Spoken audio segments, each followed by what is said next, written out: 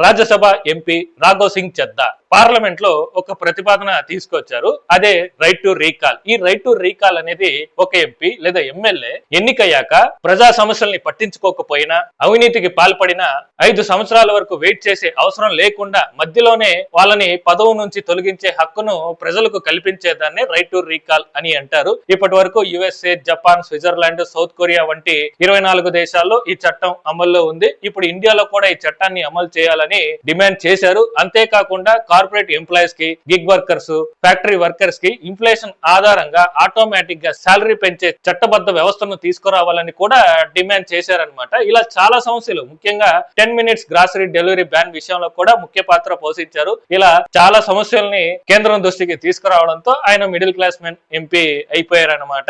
So ఈ ఎంపీపై మీ అభిప్రాయం ఏంటి? ఒకవేళ కేంద్రం రైట్ టు రీకాల్ అనే చట్టాన్ని తీసుకొస్తే ఫస్ట్ అడ్డుకునేది ఎవరు అనేది కామెంట్ చేయండి.